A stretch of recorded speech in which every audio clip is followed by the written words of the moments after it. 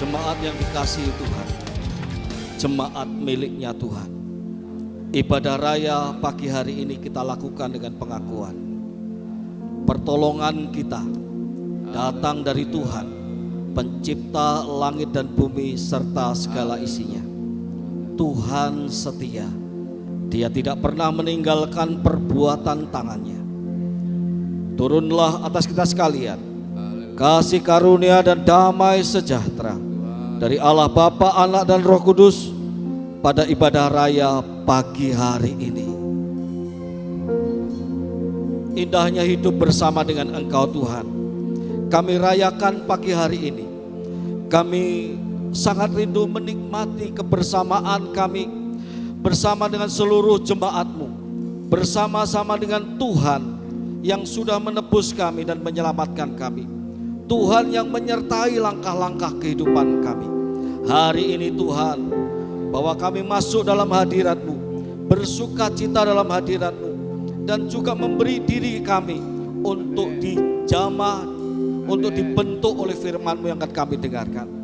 Kuat kuasa Roh Allah menaungi kami semua, memberkati kami semua, ya kami semua boleh menikmati berkat rohani yang Tuhan sediakan dalam ibadah raya pagi hari ini. Kami mengucap syukur, kami memuji Engkau, menyembah Engkau ya Allah yang hidup. Di dalam nama Tuhan Yesus Kristus kami berdoa, amin. Selamat beribadah, Tuhan Yesus memberkati kita semua. Shalom, selamat pagi. Selamat pagi, shalom. Apa kabar semua? Ada sukacita pagi ini? Haleluya. Selamat datang, senang sekali pagi ini kita boleh kembali beribadah di tempat ini. Kita akan menaikkan pujian penyembahan karena Tuhan Allah kita yang terbesar dan mulia, amin. Haleluya. Yang siap untuk memuji Tuhan boleh lambaikan tangannya sekali lagi. Haleluya. Tuhan, Kau terbesar Tuhan. Kau terbesar dan mulia, ajaib semua perbuatan-Mu. Katakan Kau terbesar. Kau terbesar dan mulia. Biarlah semua memuji Tuhan. Memuji-Mu. Haleluya. Mari kita bersuka cita pagi ini, karena sebab Tuhan yang layak disembah, ditinggikan. Haleluya.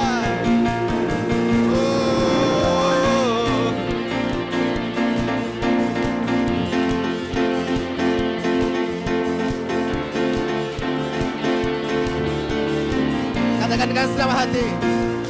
Senang hati aku memuji, senang jiwa aku bernyanyi, karena roh Tuhan ada padaku. Tuhan, ku angkat tanganku, ku angkat suara dan bernyanyi, karena roh-Mu ada dalamku. Tuhan, haleluya. Menyari memuji, ungkapkan sukacita di hati. Katakan Kau terbesar. Kau terbesar dan mulia, ajaib semua perbuatan Tuhan. Kau terbesar dan mulia, biarlah semua memuji-Mu. Haleluya. Mari kita mau menyanyikan kebaikan Tuhan pagi ini. Haleluya Tuhan.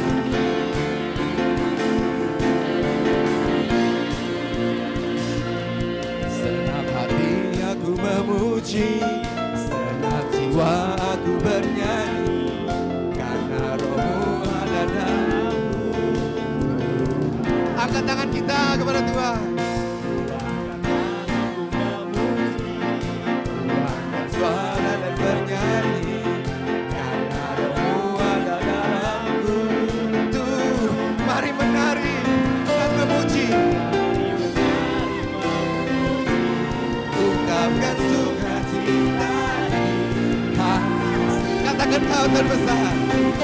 Kau terbesar dan mulia, ajaib semua kepadamu. Mari bersukacita.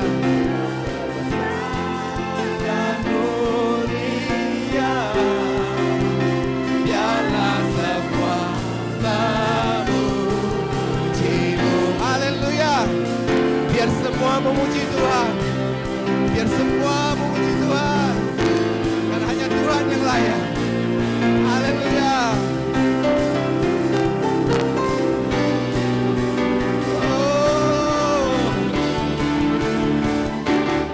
Kau besar dan mulia, ajaib semua perbuatan Tuhan.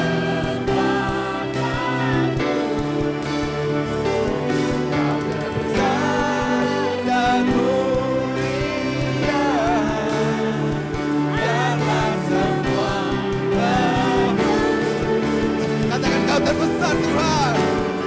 Kau terbesar dan mulia, ajaib semua perbuatan-Mu. Kau terbesar dan mulia, biarlah semua memuji. Biarlah semua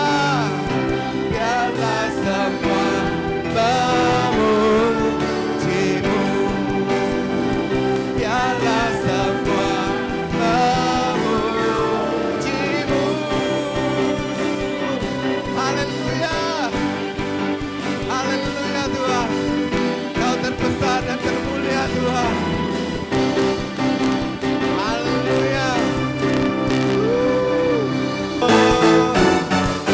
Haleluya. Kemuliaannya disaksikan, kebesarannya diceritakan. Yesus, nama Yesus disanjung. Katakan dari pulau-pulau, dari lembah-lembah, bahkan dari gunung-gunung. Katakan Allahku dahsyat. Allahku dahsyat berkuasa, seluruh bumi sujud menyembah. Tinggikan namamu. Allahku dahsyat berkuasa, seluruh bumi sujud menyembah. Tinggikan namamu. Allahku dahsyat. Tinggikan namamu. Allahku dahsyat berkuasa, seluruh bumi sujud menyembah. Tinggikan namamu. Amin. Allah dahsyat. Selama-lamanya Tuhan dahsyat. Haleluya.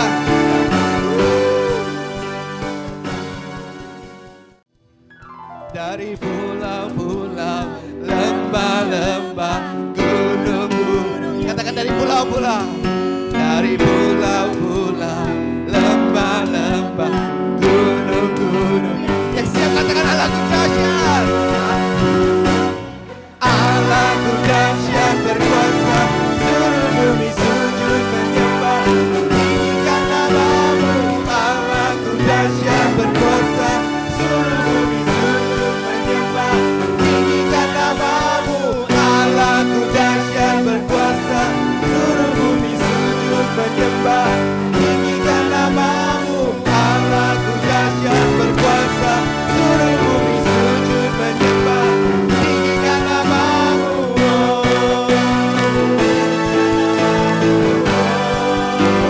Tinggikan namamu. Allahku dahsyat. Haleluya. Sorak-sorai kemenangan bagi kami. Perlu Kau Tuhan. Jamah setiap kami yang haus dan lapar akan Kau Tuhan.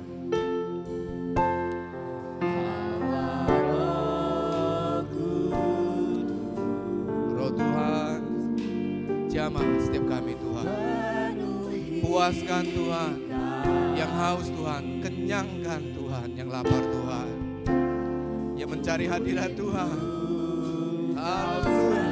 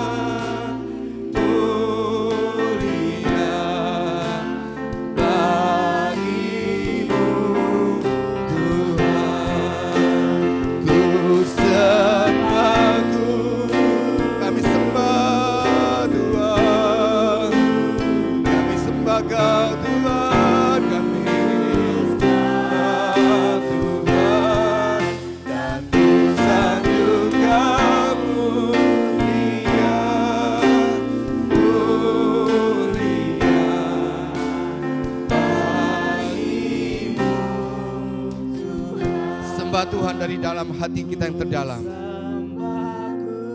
Sembah Tuhan yang layak disembah, Tuhan yang terbesar dan mulia. Haleluya. Tuhan yang tidak pernah meninggalkan setiap kita yang hadir di tempat ini. Dan ku sanjung Kau mulia, mulia bagimu. Lebih dalam lagi, sembah Tuhan. Ku sembah kudus, Tuhan, kami tidak bisa tanpa-Mu ya Tuhan. Kuduslah Tuhan, dan ku sanjung Kau mulia, mulia. Mari kita sama-sama bangkit berdiri, kita akan menyembah Tuhan. Haleluya. Sembah Tuhan. You are my hiding place. You always fill my heart. Kau yang memenuhi kami Tuhan. Kau ada Tuhan. Bahkan saat kami takut pun Tuhan, Kau ada Tuhan.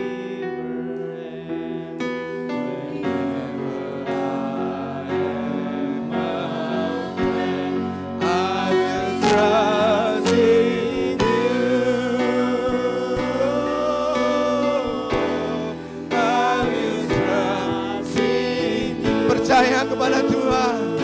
Haleluya Tuhan.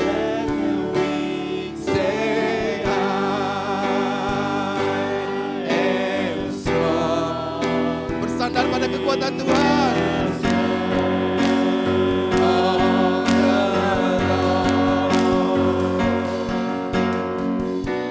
You are my hiding place. You always fill my heart with songs of deliverance. Whenever I am, saya percaya Kau Tuhan. I will trust in You, trust in You, Lord. We will trust in You, my God. Oh, let the weak say I am strong in the strength. We will trust You, Lord. Kami percaya Kau Tuhan. Trust in You. I will trust in You. I will trust in You. Let the weak say I am strong in the strength of the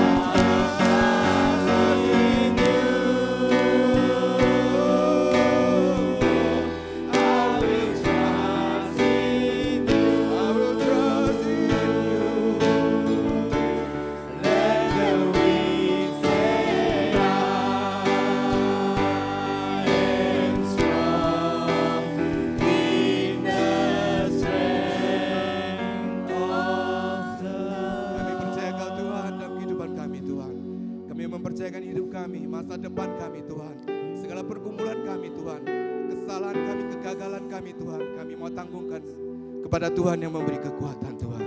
Hanya Engkau Allah kami Tuhan, Engkaulah tempat kami Tuhan. Haleluya, haleluya, haleluya. Sungguh Tuhan, Engkau adalah tempat perteduhan kami turun-temurun. Kau adalah tempat sandaran yang kuat dalam kehidupan kami. Ketika segala sesuatu di dalam dunia ini berubah, ketika segala sesuatu dalam dunia ini tidak bisa kami andalkan dan tidak dapat kami percaya, Sungguh Tuhan, kami hanya percaya kepada Engkau. Karena percaya pada Engkau, kami tahu Tuhan, kami dapatkan kekuatan baru. Ketika jiwa kami letih, lesu dan berbeban berat, ketika banyak himpitan datang di dalam kehidupan kami, sungguh Tuhan, kami hanya mau mengarahkan hidup kami, jiwa kami, roh kami hanya tertuju kepada Tuhan. Engkau lihat Tuhan, hati-hati yang lelah, yang letih, yang penuh dengan pergumulan dan tantangan dalam kehidupan ini. Setiap kami datang pada Tuhan, membawa kerinduan ini, kerinduan untuk menjadi penuh di dalam Tuhan, kerinduan untuk mendapatkan pemulihan, kerinduan untuk dapatkan pembaharuan di dalam Tuhan. Karena Tuhan itulah yang kami butuhkan dan yang kami perlukan dalam kehidupan kami. Bapa, berkatilah sebentar kami akan mendengarkan firman-Mu. Minta pertolongan daripada Engkau Roh Kudus boleh menolong dan memampukan kami pada pagi hari ini. Untuk kami sungguh-sungguh Tuhan meresapi, memaknai dan merasakan betapa kasih setia dan kemurahan daripada Tuhan menyertai di dalam kehidupan kami. Berkati hamba-Mu, berkatilah setiap jemaat-Mu, biar Tuhan pada pagi hari ini kami bersama-sama dipenuhi, diteguhkan, dikuatkan, dihiburkan kembali oleh firman-Mu. Karena kami tahu firman-Mu itulah yang memerdekakan kami. Terima kasih Bapa di dalam surga, kami bersyukur pada Tuhan buat segala kebaikan dan kemurahan Tuhan kepada kami. Hanya di dalam nama-Mu yang kudus Tuhan Yesus Kristus kami bersyukur dan kami menaikkan doa sembahyang kami di depan Tuhan. Yang percaya sama-sama katakan, amin. Puji Tuhan, silakan duduk kembali Bapak Ibu, terima kasih Tuhan. Shalom. Shalom. Ya puji Tuhan, senang sekali pada pagi hari ini saya ada di tengah-tengah Bapak Ibu Saudara sekalian. Ya, terima kasih untuk kesempatan yang diberikan kepada saya untuk menyampaikan firman Tuhan di tempat ini. Ya, terima kasih untuk rekan saya, Pendeta Denny. Ya, Pendeta Denny ini adalah rekan satu alma mater saya di STT Abdiel. Ya, kebetulan kami satu angkatan, ya bersama dengan Ibu Okta. Jadi kurang lebih sudah 26 tahun yang lalu, gitu ya. Kami sama-sama dipercayakan oleh Tuhan untuk dibentuk oleh Tuhan di dalam masa muda kami. Ya Bapak Ibu, terima kasih Tuhan, ada pepatah bilang begini, tak kenal maka tak sayang. Ya kita yang kenal aja belum tentu kita sayang. Ya apalagi kita kalau nggak kenal. Ya Bapak Ibu, perkenalkan nama saya Pendeta Yosua. Ya Yosua Tewi Harjo. Ya Lim Tau Kwang. Ya papa saya orang Teociu, mama saya orang Ke. Ya ini adalah keluarga saya. Ya, saya dikaruniai satu istri dan 2 orang putri. Jangan dibalik ya. Ya, istri saya 1 dan anak saya 2. Puji Tuhan, dua-duanya perempuan. Yang sulung itu yang ada di sebelah saya sudah semester 4 kuliah.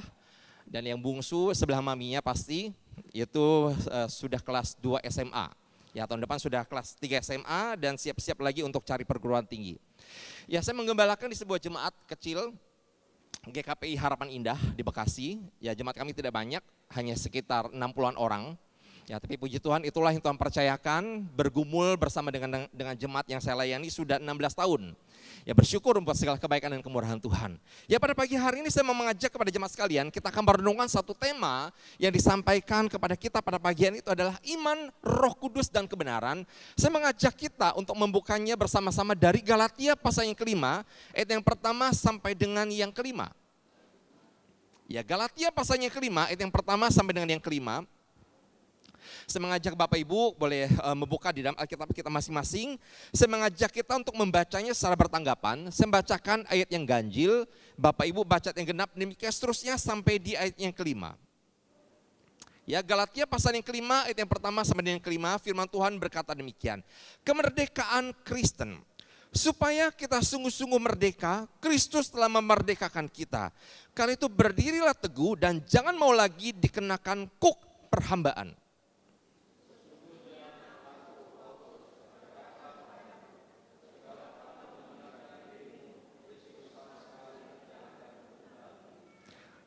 Sekali lagi aku katakan kepada setiap orang yang menyunatkan dirinya bahwa ia wajib melakukan seluruh hukum Taurat.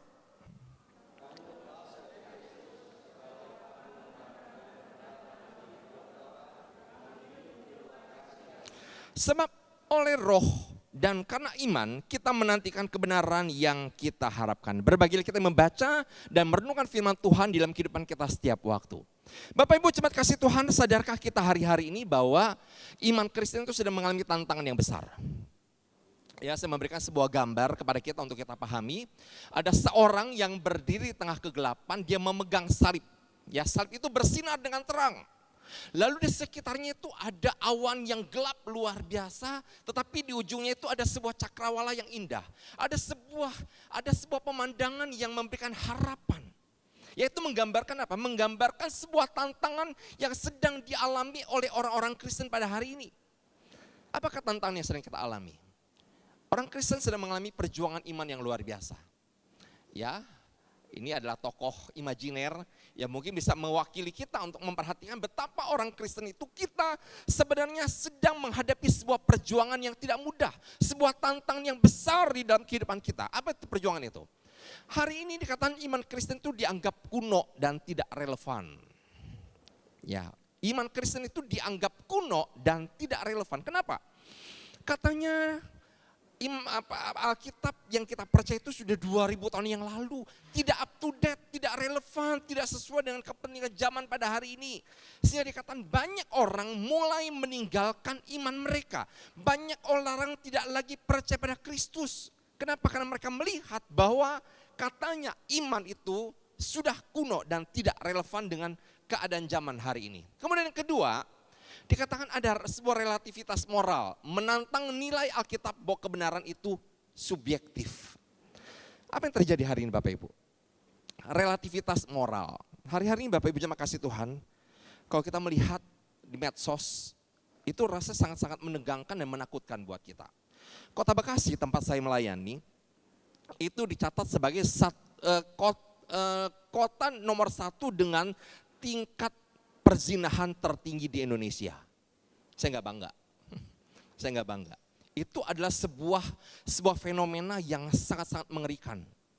Ya, kalau dikatakan itu tingkat dengan tingkat perzinahan tertinggi di Indonesia dan juga peringkat pertama perceraian paling tinggi di Indonesia itu ada di Kota Bekasi. Disinyalir ketika terjadinya COVID, ya banyak orang mulai nggak kerja. Suami yang biasa berangkat pagi, pulang malam, nggak ketemu sama istri. Tapi sejak COVID, kurang lebih 3 tahun di rumah, apa yang terjadi? Setiap hari ketemu di rumah. Bangun tidur ketemu istri, bangun tidur ketemu suami. Nggak ada kerjaan, kerjanya tidur, mancing, nonton drakor mungkin, atau lain sebagainya. Akhirnya apa yang terjadi? Konflik, ribut, bertengkar. Dan mereka rame-rame istri itu datang ke pengadilan agama untuk menceraikan suami. Merasa bahwa ngapain ada suami seperti itu, gak bisa diandelin. Padahal situasi sedang COVID, suami tidak ada pekerjaan. Tapi istri rasa jengah melihat suami tidur di rumah. Suami tidak ada pekerjaan, cuma di rumah makan tidur. Nah mereka tidak bisa menerima demikian. Ditambah lagi apa yang terjadi? Hari-hari ini, ya kalau kita melihat ke anak-anak remaja pemuda kita rasanya mengerikan. Ya beberapa hari yang lalu, ya saya dengan anak saya yang sulung kita biasa suka berdiskusi. Dia bilang begini, "Papi, aku tuh ngeri dengan teman-temanku sekarang." Saya bilang, "Kenapa ngeri?" Ya, percakapan anak-anak muda sekarang itu bukanlah tentang masa depan. Bukanlah tentang kehidupan yang lebih baik, tapi mereka tanya gini, "Kamu punya body count berapa?" Body count. Jadi pasangan yang pernah diajak have sex, yang pernah diajak berbuat melakukan hubungan seksual pada masa muda mereka. Sudah berapa orang yang ditanya? Kalau pada zaman kita rasanya ketika ada orang yang pacaran tapi hamil, rasa itu mengerikan, rasa itu malu gitu ya, rasa itu sebuah aib. Tapi orang sekarang bilang apa? Ah udah biasa, itu udah biasa. Rasanya mencoba dinormalisasi bahwa keadaan itu biasa. Padahal firman Tuhan jelas-jelas memberikan sebuah arahan, sebuah batasan kepada kita untuk tidak melenceng lebih jauh. Sehingga dikatakan tantangan kita orang percaya itu adalah relativitas moral. Ya, udahlah, zaman dulu dan zaman sekarang sudah berbeda. Orang sudah terbuka, sudah bebas, udahlah lakukan apa yang terjadi. Jadi Bapak Ibu, itu sebuah tantangan yang kita alami dalam kehidupan kita hari-hari ini. Tekanan sosial dan budaya. Ini pun jadi salah satu perjuangan iman Kristen. Saya percaya ya bagi kita orang-orang Kalbar, ini satu pergumulan dan tantangan yang besar. Tekanan sosial dan budaya. Ketika sosial dan budaya dibenturkan dengan iman Kristen, nggak akan jadi. Nggak akan ketemu, pasti harus salah satu ada yang ngalah. Sehingga dikatakan tantangan besar itu adalah bagaimana menjangkau orang-orang He, orang-orang Teochew, ya, yang mereka menyembah kepada leluhur, kepada nenek moyang untuk bisa sungguh-sungguh percaya pada Tuhan. Itu PR besar buat gereja-gereja Tuhan. Ya, jemaat yang saya layani banyak juga orang He dan orang Teochew. Ya, mereka menyaksikan kalau kami dulu tidak keluar dari Kalimantan Barat, tidak ke Jakarta, mungkin kami masih dulu dibelenggu dengan tradisi leluhur, tradisi nenek moyang dan sebagainya. Dan Bapak Ibu, ini sebuah tantangan besar buat kita. Bagaimana kita terus menjadi anak Tuhan yang bisa menunjukkan iman kita di tengah-tengah perkembangan zaman yang semakin tidak baik. Apalagi ada sebuah penganiayaan. Ya, ada penganiayaan. Ya, Bekasi kembali lagi. Itu adalah kota nomor 2 di Indonesia dengan tingkat intoleran yang sangat besar.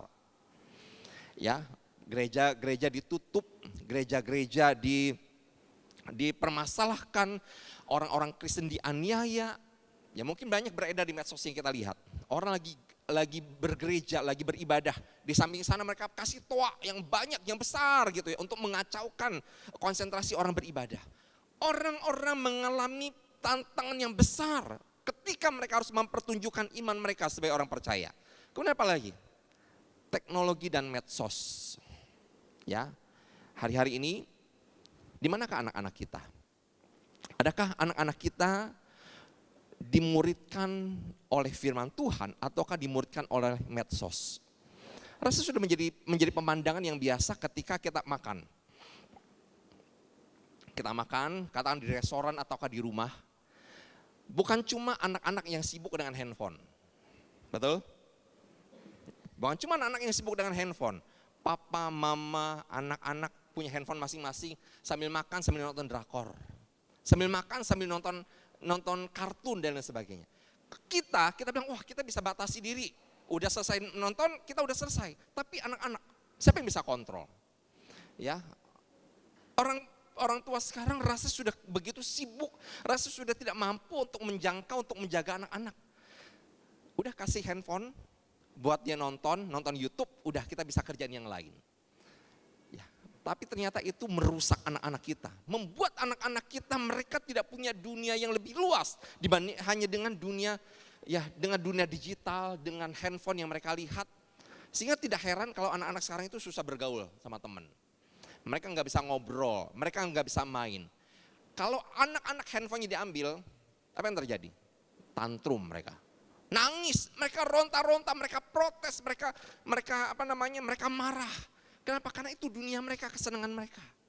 Nah Bapak Ibu, ini perjuangan iman Kristen. Bagaimana kita kembali ke dalam dunia parenting, dalam dunia pengasuhan anak yang benar. Ya, untuk kita mengarahkan mereka percaya pada Tuhan sungguh-sungguh.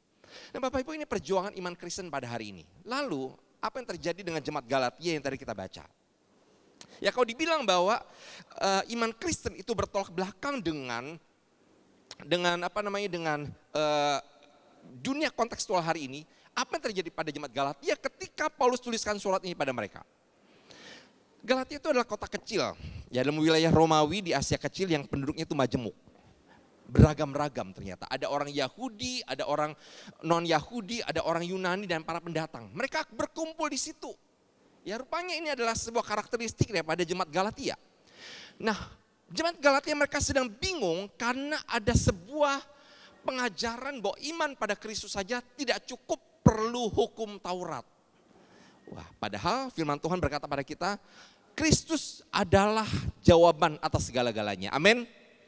Tapi jemaat Galatia mereka dibingungkan dengan sebuah fakta bahwa ada pengajaran iman Kristen saja tidak cukup, perlu hukum Taurat. Ya, perlu hukum Taurat. Bahwa tidak cukup hanya kasih karunia, tetapi perlu ada usaha manusia. Ya. Orang percaya, orang Kristen itu mengenal ada 3 sola. Sola fide, sola scriptura, dan sola gratia. Semua itu karena anugerah. Hanya karena anugerah kita mengalami Kristus dan kita tidak perlu lagi yang lain. Tapi ajaran ini mengajarkan kepada jemaat Galatia bahwa perlu ada usaha manusia. Perhatikan, kalau mau selamat perlu ada usaha manusia. Itu yang diajarkan kepada mereka. Dan jemaat Galatia, mereka bingung. Dan apa yang terjadi? Banyak pengaruh yang menjauhkan mereka dari kebenaran Tuhan. Bapak Ibu jemaat kasih Tuhan, sadar kita hari-hari ini bahwa untuk berpegang teguh kepada iman percaya kita, kepada iman Kristen, kita sedang mengalami banyak hal-hal yang luar biasa dalam kehidupan kita. Ya, sejak Covid Bapak Ibu, kita punya banyak akses untuk tahu, wah ternyata ada ya gereja lain. Ya yang ternyata lebih baik, ternyata lebih heboh, ternyata lebih menarik buat kita. Dari mana kita tahu? Dari YouTube. Ibadah online, lewat Zoom, linknya dibagi, disebar dari keluarga satu ke keluarga yang lain, menyebar. Sehingga dikatakan banyak orang sekarang terbuka. Itu bagus, tapi seringkali kita banyak yang tidak bisa menyaring apakah itu ajaran ini benar ataukah tidak. Sehingga ketika kita melihat bahwa pokoknya khotbahnya Kristen, lagu-lagunya kita tahu udah benar. Padahal kita harus mensaring, memfilter bahwa belum tentu semua yang dibagikan, semua yang dikhotbahkan itu adalah benar. Ya, kita harus menyaringnya itu dengan sungguh-sungguh. Ini sebuah tantangan yang terjadi dalam kehidupan kita. Lalu sekarang bagaimana kita hidup di dalam iman? Lalu juga dipimpin oleh Roh Kudus dan berjalan di dalam kebenaran. Ya, tema firman Tuhan hari ini cukup berat, iman, Roh Kudus dan kebenaran. Apa yang harus kita jalani dalam kehidupan kita?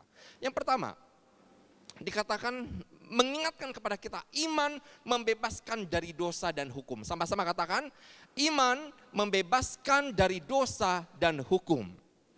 Galatia pasal yang kelima, yang pertama, Paulus katakan kepada jemaat di Galatia, supaya kita sungguh-sungguh merdeka.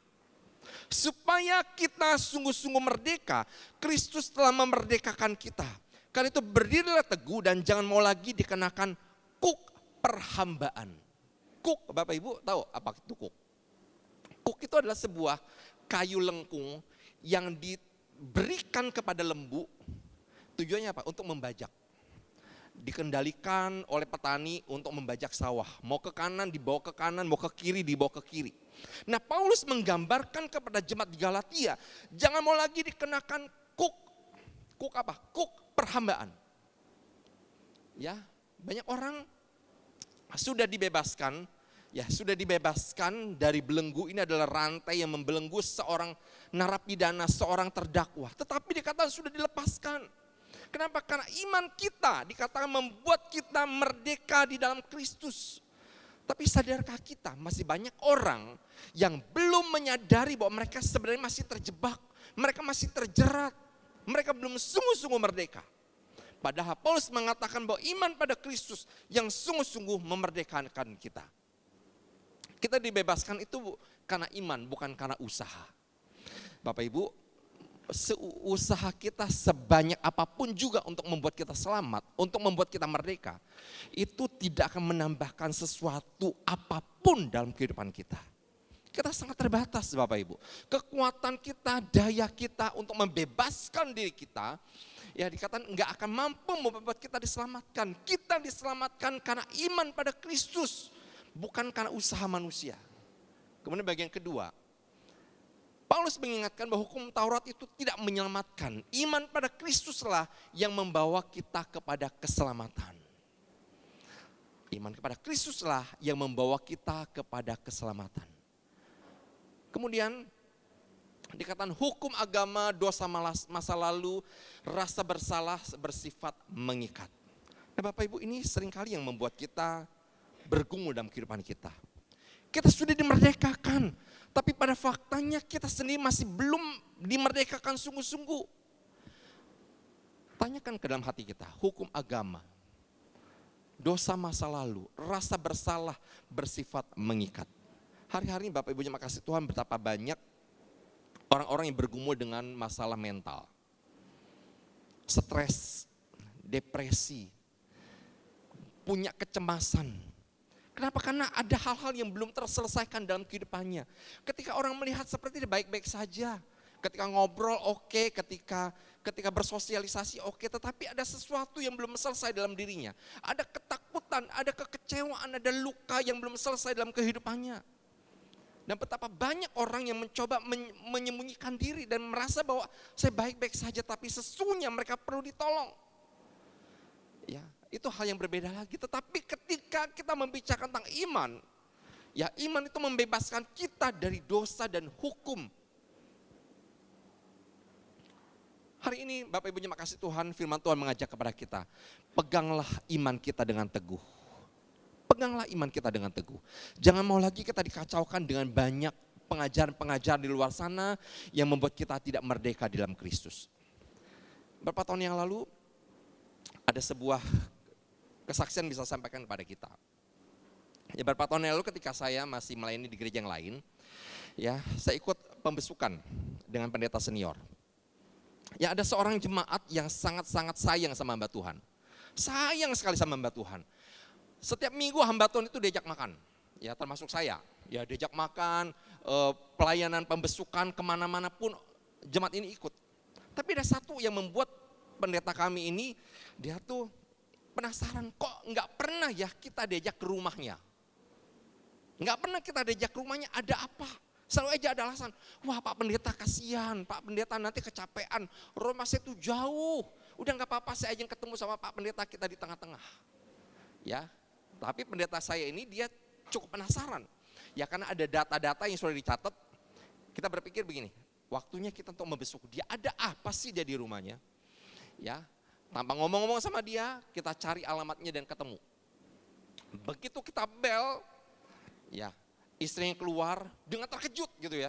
Dengan terkejut dia masuk ke dalam dan keluar lagi suaminya ada rasa serba salah. Kok Pak Pendeta datang ke sini, ada apa gitu ya. Ya akhirnya dengan rasa sungkan, mau gak mau diajak pendeta itu masuk, wah gelisah gitu ya, dia gelisah banget. Ya pendeta kami cukup senior, dia punya masa di prostat. Jadi sebentar-bentar harus ke kamar mandi, mau kencing gitu ya. Dia bilang, saya mau numpang ke kamar mandi dong. Ya jemaat ini dia langsung tambah lagi gak enak. Waduh langsung gelisah gitu ya, dia gelisah, dia bingung gitu ya. Mau gak mau dia kasih lah Pak Pendeta itu untuk pergi ke belakang. Lalu saya tunggu di ruang tamu, Pak Pendeta keluar. Ya sementara si tuan rumah ini kembali lagi masuk ke dalam. Pendeta saya bilang begini, Yos kacau ini jemaat. Kacau ini jemaat. Ya lalu saya bilang kacau yang apa Om? Nanti saya cerita. Lalu jemaat itu keluar dengan gelisah gitu dia duduk di situ. Pendeta saya tanya, kok tadi di dalam ada altar apa? Dia bilang gini, Pak Pendeta, kadang-kadang Tuhan Yesus itu yuhau, kadang-kadang kuankong juga yuhau loh. Ngerti maksud saya apa? Jadi dia aktif melayani, dia ikut terlibat dalam pelayanan Tuhan, tetapi di rumahnya pun dia masih menyembah kepada altar. Dia masih memelihara altar. Dia belum lagi sungguh-sungguh menyerahkan hatinya dan hidupnya kepada Tuhan. Dia memberikan hatinya kepada ilah yang lain. Hari ini Bapak Ibu jemaat kasih Tuhan, untuk mengalami kemerdekaan dari dosa dan hukum, marilah kita berpegang erat kepada iman yang sudah Tuhan berikan kepada kita. Jangan gadaikan iman kita pada yang lain, amin. Jangan gadaikan iman kita pada yang lain, berpeganglah teguh kepada kebenaran Kristus. Karena kebenaran itulah yang memerdekakan kita.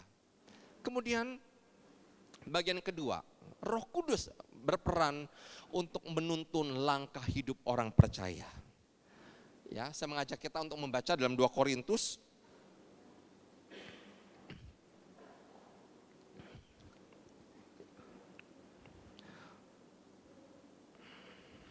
2 Korintus pasal yang ketiga, ayatnya yang ketiga. Ya dikatakan demikian oleh firman Tuhan, karena telah ternyata bahwa kamu adalah surat Kristus yang ditulis oleh pelayanan kami. Ditulis bukan dengan tinta tetapi dengan roh dari Allah yang hidup. Bukan pada loh-loh batu, melainkan pada loh-loh daging, yaitu di dalam hati manusia. Ya Allah menuliskan hukum itu dalam hati manusia melalui Roh Kudus. Setiap kita orang percaya dikaruniakan untuk memiliki Roh Kudus di dalam kehidupan kita. Siapakah Roh Kudus itu? Roh Kudus itu adalah pembimbing, penghibur dan penolong kita setiap hari. Amin. Roh Kudus adalah pemimpin kita yang mengarahkan kehidupan kita, menolong kita setiap hari. Ada sebuah gambaran tentang GPS. Saya percaya hari-hari ini kita sangat tergantung dengan GPS. Ya, dengan Google Map. Tidak ada tempat yang tidak kita bisa kunjungi kalau kita bisa ada Google Map. Tapi apa jadinya? Kehidupan sosial kita jadi terbatas. Kalau dulu belum ada Google Map, kita bisa pinggirkan mobil, turun dari mobil, kita tanya, Pak mau ke alamat sini lewat jalan mana ya? Hari ini kayaknya kita udah gak perlu seperti itu. Dan kehidupan sosial kita menjadi begitu eksklusif. Kita hanya bergantung sama Google Map. Tapi Bapak Ibu, Google Map ini buatan manusia. Bisa salah gak?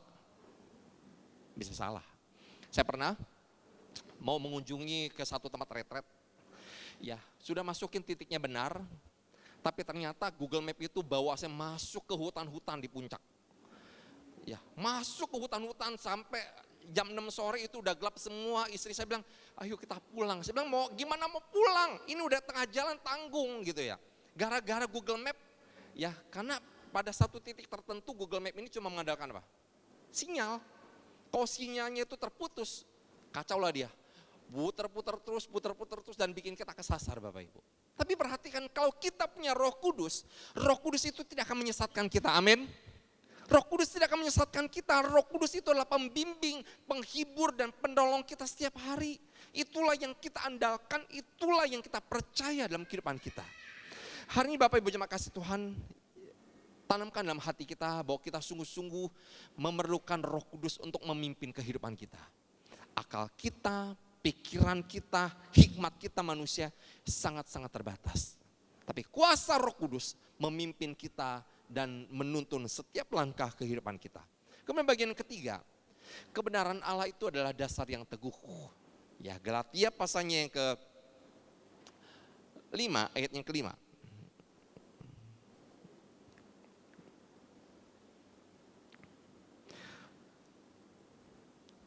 Ya, Paulus katakan kepada jemaat di Galatia, sebab oleh Roh dan karena iman kita menantikan kebenaran yang kita harapkan. Betapa hari ini kita menantikan sebuah kebenaran yang sungguh-sungguh absolut dalam kehidupan kita. Bapak Ibu, tawaran dunia dengan kebenaran yang sesat. Itu yang sering kali kita lihat di sekitar kita. Kelihatannya benar, tetapi menyesatkan kita.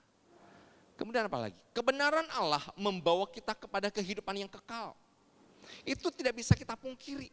Ya, ketika firman Tuhan mengingatkan kepada kita, akulah jalan dan kebenaran dan hidup. Tidak ada seorang pun yang datang kepada Bapa kalau tidak melalui aku. Demikian yang dikatakan oleh firman Tuhan lewat Yesus Kristus kepada kita. Menjadi dasar hidup kita. Sehingga dikatakan kebenaran Allah lah yang membawa kita kepada kehidupan yang kekal. Dan kebenaran sejati dalam firman Allah dan Roh Kudus yang kita terima dalam kehidupan kita. Bapak Ibu jemaat kasih Tuhan, tidak ada satu kebenaran dalam dunia yang bisa kita pegang. Kebenaran dalam dunia itu sifatnya itu relatif. Kebenaran menurut saya belum tentu benar menurut Pak Denny. Belum tentu kita punya pandangan yang sama tentang sebuah objek, tentang sebuah masalah. Kita punya perspektif masing-masing tentang sebuah kebenaran. Tapi ketika mengacu kepada firman Allah, benar adalah benar, dosa adalah dosa. Jadi tidak ada sesuatu yang abu-abu. Hitam adalah hitam, putih adalah putih. Dan firman Tuhan mengingatkan kepada kita kebenaran sejati hanya kita terima dalam firman Tuhan dan Roh Kudus. Dan kehidupan yang berbuah dan berkenan itulah yang diharapkan Tuhan ada dalam kehidupan orang percaya. Apa yang bisa dilihat dalam kehidupan orang percaya kalau bukan dari buahnya? Hari ini Bapak Ibu jemaat kasih Tuhan, sudahkah kehidupan kita itu menjadi berkat bagi orang lain? Ataukah justru kehidupan kita menjadi batu sandungan untuk orang lain? Katanya pelayan Tuhan, katanya hamba Tuhan, ya katanya majelis, katanya orang yang mengasihi Tuhan. Kok hidupnya kayak begitu? Kok perkataannya begitu? Kok contoh hidupnya seperti itu? Betapa banyak orang-orang yang mendapatkan sandungan karena hidup orang percaya. Karena itu firman Tuhan mengatakan pada kita, kita ini adalah surat Kristus yang terbuka. Yang seharusnya bisa dibaca, yang harusnya bisa dinikmati oleh orang lain. Bagaimana Kristus sudah mengubahkan dan memperbaharui kehidupan kita. Jangan sampai orang bilang, wah orang Kristen sama orang bukan Kristen sama aja. Cuma agamanya doang, di agamanya Kristen, kita bukan Kristen. Bapak Ibu, orang percaya harus punya kualitas hidup yang berbeda, amin. Harus punya kualitas hidup yang memberkati orang lain. Kualitas hidup yang membawa berkat untuk orang lain. Dan jangan menjadi batu sandungan untuk orang lain. Tantangan kita itu adalah kehidupan yang berbuah dan berkenan. Hari ini Bapak Ibu, apakah hidup kita sudah berbuah? Apakah buah kehidupan kita adalah buah yang manis? Yang bisa menjadi berkat, bisa menjadi contoh, bisa menjadi teladan bagi orang lain. Ya, 2 minggu yang lalu dalam kebaktian pemuda remaja, ya ada sebuah sharing yang kami bagikan kepada mereka. Satu yang mereka bilang begini, mereka panggil saya Lause. Lause, kami anak-anak sebenarnya cuma minta satu hal sama orang tua, teladan. Suara anak-anak loh, SMP sampai SMA. Mereka bilang, kami cuma minta teladan dari orang tua. Apa teladannya? Teladan untuk bisa mengasihi. Gimana papa mengasihi mama? Bagaimana mama mengasihi papa? Anak-anak butuh, anak-anak melihat. Bapak Ibu, anak-anak itu adalah peniru ulung. Ya, peniru ulung. Ya, jangan kita bilang bahwa mereka tuh bodoh. Jangan bilang mereka belum tahu apa-apa. Mereka walaupun belum bisa merespon, belum bisa ngomong, mereka lihat loh. Gimana papa ngomong sama mama? Gimana mama ngomong sama papa? Ya gimana caranya memperlakukan satu sama lain? Mereka mencontoh, mereka melihat. Karena itu dikatakan anak-anak itu membutuhkan teladan yang baik. Teladan yang baik dari orang tua, dari papa dan mama. Barulah mereka bisa melihat bagaimana teladan itu membekas dalam hidup mereka dan membuat mereka punya dampak yang baik. Bapak jemaat kasih Tuhan, hari-hari ini kita pergumulan satu hal, bahwa orang tua banyak tidak menjadi teladan buat anak-anak. Hari ini marilah kita belajar sebagai orang tua yang mungkin punya banyak kegagalan di dalam kehidupan kita. Saya bilang sama anak-anak remaja saya, kalian harus sadari papa mamamu pun produk masa lalu. Ya, produk masa lalu. Gimana cara mereka dibesarkan oleh papa mama mereka, itulah yang sekarang mereka bagikan kepada kamu. Dan kalau kamu merasa cara asuh papa mamamu salah, cara papa mamamu mengasuh kamu membuat kamu terluka, selesaikan hari ini. Selesaikan di kamu. Selesaikan di kamu. Jangan bawa itu lagi. Dan belajarlah mengampuni papamu, belajarlah mengampuni mamamu. Karena mereka pun manusia terbatas, mereka pun manusia yang tidak sempurna. Mereka hanya belajar bagaimana menjadi orang tua yang terbaik versi mereka dan mereka tidak tahu. Ya, saya rindu ketika menyaksikan anak-anak saya, anak-anak pemuda remaja di gereja saya. Mereka mengalami pemulihan sama papa mama. Mereka bertengkar, mereka yang perang dingin sama papa mama. Mereka yang tidak teguran saudara-saudara. Mereka yang merasa bahwa mereka tuh tidak diinginkan lahir tengah-tengah dunia. Saya rindu mereka dipulihkan dan diperbaharui. Dimulai dari apa? Dari orang tua yang menyadari bahwa kami perlu berubah terlebih dahulu. Maka itu akan memberikan dampak yang baik untuk anak-anak ke depan. Kehidupan yang berbuah dan berkenan. Bapak Ibu, kalau keluarga tidak dipulihkan, itu berdampak pada gereja. Kenapa? Karena gereja itu dibentuk oleh keluarga. Amin. Gereja itu dibentuk oleh keluarga loh. Keluarga-keluarga, suami, istri, dan anak datang ke gereja sama-sama. Tapi kalau rumah tangga mereka, keluarga mereka bermasalah, keluarga mereka bergumul, apa jadi di gereja? Orang-orang yang bergumul, orang-orang bermasalah, yang belum dipulihkan, yang belum mengalami pembaharuan dalam Tuhan, mereka pun tidak akan membawa kebangunan rohani di tengah-tengah gereja. Tapi ketika keluarga sudah dipulihkan, keluarga sudah diubahkan, keluarga sudah mengalami pemenuhan dalam Kristus, saya percaya dampaknya pun akan terjadi di tengah-tengah gereja Tuhan. Amin. Bapak Ibu, itu kerinduan Tuhan dan juga kerinduan kita bersama-sama. Bagaimana melihat gereja dan keluarga itu dipulihkan, diawali dari apa? Kehidupan yang berbuah dan berkenan kepada Allah. Rumah itu adalah hidup orang percaya. Ya, sebuah gambaran begini. Rumah yang dibangun di atas pasir. Ya kelihatannya megah, kelihatannya kokoh. Tapi ternyata berapa waktu kemudian ketika banjir datang, robohlah rumah itu. Tetapi apa yang terjadi kalau rumah itu dibangun di atas batu, di atas batu karang. Ketika badai, ya kita lihat di atas ini gambaran badai, ya dan hujan yang datang mencoba untuk mengobrak-abrik. Tapi ketika sudah dibangun di atas dasar yang teguh, dia tetap kokoh selama-lamanya. Rumah itu adalah hidup orang percaya. Di mana kita meletakkan dasar kita? Apakah kita meletakkan dasar hidup kita itu kepada pasir, materi, pencapaian, apa yang dikatakan oleh dunia? Ya kita letakkan dasar hidup kita di situ. Ketika datang masalah, pergumulan, kesulitan, ya badai tofan kehidupan yang menerjang, akhirnya apa? Robohlah kita, patahlah kita. Tapi ketika kita meletakkan dasar hidup kita di atas firman Tuhan, kita pegang kokoh, kita pegang kuat. Sebesar apapun tantangan pergumulan dalam kehidupan kita, kita tetap akan kuat. Kita akan tetap percaya bahwa Tuhan akan bukakan jalan buat kita. Amin. Saya menyaksikan betapa banyak orang ketika hidup mereka terberkati, mereka mengasihi Tuhan. Mereka dekat pada Tuhan. Tapi ketika hidup mereka sepertinya tidak terberkati, usaha mereka gagal, ya pekerjaan mereka mungkin sedang pailit dan sebagainya. Mulailah mereka meninggalkan Tuhan. Kenapa? Karena konsep mereka diberkati itu adalah ketika saya jaya, ketika saya punya dan ketika saya mampu. Dasar orang percaya harus diletakkan ke atas kebenaran firman Tuhan. Yang percaya yang akan memerdekakan kehidupan kita. Kesimpulan kita pada pagi hari adalah iman kepada Kristus membebaskan. Kemudian Roh Kudus itu adalah penuntun hidup kita.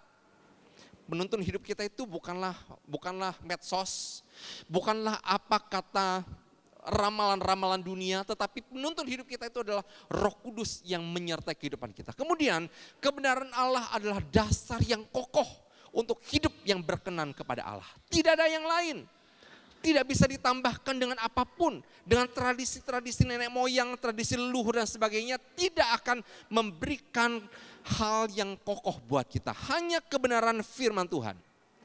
Dan yang keempat adalah, marilah kita perbaharui komitmen dan iman kita kepada Kristus sepenuhnya. Kita perlu berpegang kokoh kepada Kristus.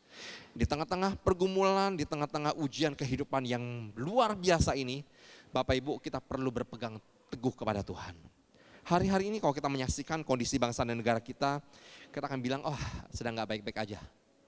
Kondisi ekonomi, ya sosial, politik, ekonomi dan sebagainya sedang tidak baik di Indonesia. Tapi satu hal yang perlu kita terus lakukan, doakan Indonesia. Doakan anak-anak kita, doakan gereja kita, doakan hidup kita, doakan juga iman kita, komitmen kita untuk hanya tertuju kepada Kristus untuk sepenuhnya dalam kehidupan kita. Hari ini, beberapa hari ini sedang heboh, ternyata ada satu orang dokter yang mu'alaf, Richard Lee. Ya padahal di bulan Januari yang lalu ada satu gereja besar yang mengundang si dokter ini yang cukup viral ini untuk memberikan kesaksian. Kesaksian itu tengah-tengah pemuda remaja lagi. Ya gimana perjalanan hidupnya sebagai orang percaya dan sekarang itu sudah jadi orang yang cukup berhasil. Tapi ternyata Bapak Ibu apa? Dia meninggalkan Tuhan. Dan dikatakan 2 tahun yang lalu dia sebenarnya sudah meninggalkan Tuhan. Baru proklamir. Pada bulan Januari yang lalu baru diundang satu gereja yang besar untuk berikan kesaksian kepada pemuda dan remaja. Apa jadinya pemuda dan remaja yang mendengar kesaksian dia? Apa jadinya? Pemuda dan remaja yang takjub, wah hebat kesaksiannya luar biasa. Tapi ternyata dia berikan pengakuan 2 tahun yang lalu sebenarnya dia sudah meninggalkan Tuhan. Bapak Ibu, komitmen kita pada Tuhan harus kita pegang dengan kuat. Apapun yang terjadi, kondisi apapun yang aku hadapi, sesulit apapun, aku tidak akan meninggalkan Yesus. Amin. Aku tidak akan meninggalkan Yesus. Dan kiranya Tuhan menolong dan memampukan kita untuk terus berpegang erat kepada Tuhan. Berpegang erat pada Tuhan akan memerdekakan.